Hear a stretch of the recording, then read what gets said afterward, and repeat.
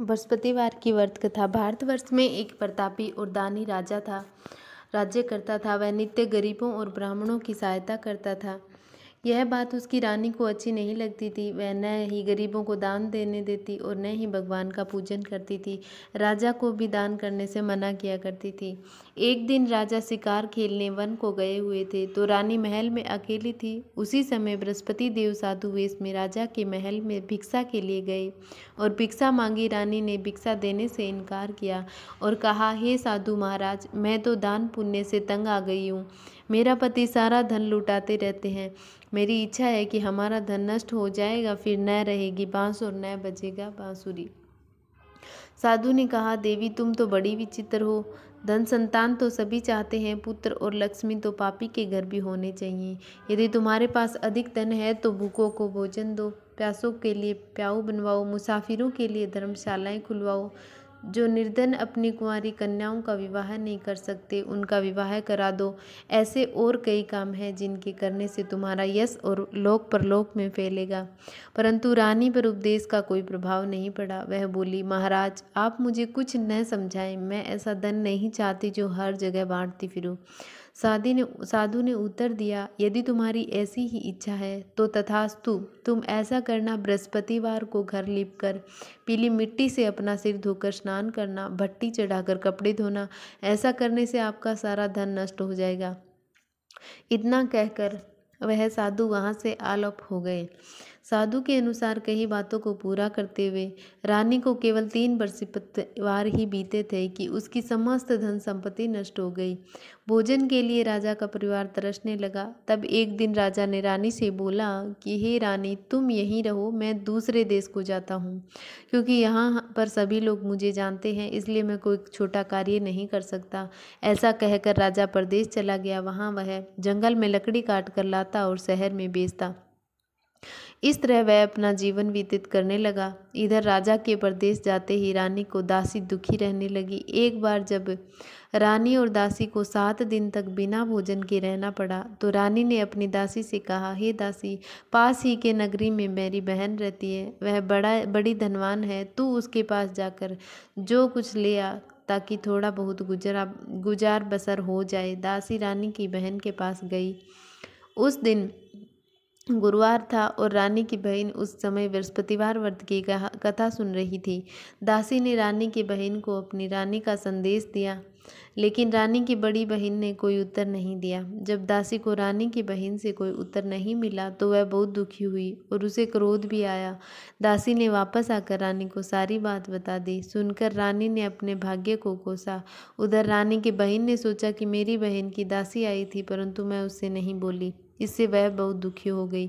कथा सुनकर और पूजन समाप्त करके वह अपनी बहन के घर आई और कहने लगी, हे बहन, मैं बृहस्पतिवार का व्रत कर रही थी।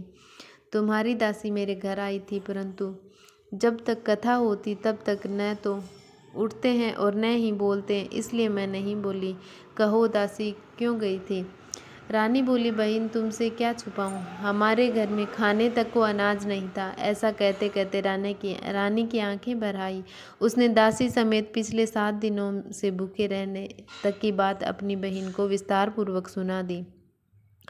रानी की बहन बोली, देखो बहन, भगवान बृहस्पति देव सबकी मनोकामना को पूर्ण करते हैं। देखो आज शायद तुम्हारे घर में अनाज रखा हो। पहले तो रानी को विश्वास नहीं हुआ, पर बहन के आग्रह करने पर उसने अपनी दासी को अंदर भेजा तो उसे सचमुच अनाज से भरा एक घड़ा मिल गया। यह देखकर दासी को बड़ी हैरानी हुई। दासी रानी से कहने लगी, हे रानी, जब आपको भोजन नहीं मिलता तो हम व्रत ही तो करते हैं, इसीलिए क्यों न इनसे व्रत और कथा की विधि पूछ ली जाए ताकि हम भी व्रत कर सके। तब रानी ने अपनी बहन से बृहस्पतिवार व्रत के बारे में पूछा। उसकी बहन ने बताया, बृहस्पतिवार के व्रत में चने की दाल और मुनका से विष्णु भगवान का केले की जड़ से पूजन करें तथा दीपक जलाएं, व्रत कथा सुने और पीला भोजन ही करें। इससे बृहस्पति देव प्रसन्न होते हैं। व्रत और पूजन विधि बताकर रानी की बहन अपने घर को लौट गई। 7 दिन के बाद जब गुरुवार आया तो रानी और दासी ने व्रत रखा। गुड़साल में जाकर चना और गुड़ लेकर आई। फिर उससे केले की जड़ तक तथा विष्णु भगवान का पूजन किया। अब पीला भोजन कहाँ से आए? इस बात को लेकर दोनों बहुत दुखी थी। चूंकि उन्होंने व्रत रखा था इसलिए बृहस्पति देव उनसे प्रसन्न थे। इसलिए वे एक साधारण व्यक्ति का रूप धारण कर दो थालों में सुंदर पीला भोजन दासी को दे गए। भोजन पाकर दासी प्रसन्न हुई और फिर रानी के पास साथ मिलकर भोजन ग्रहण किया। उसके बाद वे सभी गुरुवार को व्रत और पूजन करने लगी। बृहस्पति भगवान की कृपा से उनके पास फिर से धन संपत्ति आ गई, परंतु रानी फिर से पहले की तरह आलस्य करने लगी। तब दासी बोली, देखो रानी, तुम पहले भी इसी प्रकार आलस्य करती थी। तुम्हें धन रखने में कष्ट होता था, इस कारण सभी धन नष्ट हो गया, और अब जब भगवान बृहस्पति की कृपा से धन मिला है तो तुम्हें फिर से आलस्य होता है। रानी को समझाते हुए दासी कहती है कि बड़ी मुसीबतों के बाद हमने यह धन पाया है, इसलिए हम दान पुण्य करना चाहिए। भूखे मनुष्य को भोजन कराना चाहिए और धन को शुभ कार्यों में खर्च करना चाहिए, जिससे तुम्हारे कुल का यश बढ़ेगा, सर्वज्ञ की प्राप्ति होगी और पितृ प्रसन्न होंगे। दासी की बात मानकर रानी अपना धन शुभ कार्यों में खर्च करने लगी, जिससे पूरे नगर में उसका यश फैलने लगा। बृहस्पतिवार व्रत कथा के बाद श्रद्धा के साथ आरती की जानी चाहिए। इसके बाद प्रसाद बांटकर उसे ग्रहण करना चाहिए। एक दिन राजा दुखी होकर जंगल के पेड़ के नीचे आसन जमाकर बैठ गया। वह अपनी दशा को याद करके व्याकुल होने लगा। बृहस्पतिवार का दिन था। एकाएक उसने देखा कि निर्जन वन में एक साधु प्रकट हुए। वह साधु वेश में स्वयं बृहस्पति देवता थे। लकड़हारे के सामने आकर बोले, हे लकड़हारे, इस सुनसान जगह में तू चिंता मग्न क्यों बैठा है? लकड़हारे ने दोनों हाथ जोड़कर प्रणाम किया और उत्तर दिया, महात्मा जी, आप सब कुछ जानते हैं, मैं क्या कहूँ? यह कहकर रोने लगा और साधु को अपनी आत्मकथा सुनाई। महात्मा जी ने कहा, तुम्हारी स्त्री ने बृहस्पति देव के वार के दिन बृहस्पति भगवान का निरादर किया है, जिसके कारण रुष्ट होकर उन्होंने तुम्हारी यह दशा की है। अब तुम चिंता को दूर करके मेरे कहने पर चलो तो तुम्हारे सब कष्ट दूर हो जाएंगे और भगवान पहले से भी अधिक संपत्ति देंगे। तुम बृहस्पति के दिन कथा किया करो, 2 पैसे के चने मुनका लाकर उसका प्रसाद बनाओ और शुद्ध जल से लोटे में शक्कर मिलाकर अमृत तैयार करो। कथा के पश्चात अपने सारे परिवार और सुनने वाले प्रेमियों में अमृत व प्रसाद बांटकर आप भी ग्रहण करो। ऐसा करने से भगवान तुम्हारी सब मनोकामना पूर्ण करेंगे। साधु के ऐसे वचन सुनकर लकड़हारा बोला, हे प्रभु, मुझे लकड़ी बेचकर इतना पैसा नहीं मिलता जिससे भोजन के उपरांत कुछ बचा सकूं। मैंने रात्रि में अपनी स्त्री को व्याकुल देखा है। मेरे पास कुछ भी नहीं जिससे मैं उसकी खबर मंगा सकूं। साधु ने कहा, हे लकड़हारे, तुम किसी बात की चिंता मत करो। बृहस्पति के दिन तुम रोजाना की तरह लकड़ियां लेकर शहर को जाओ।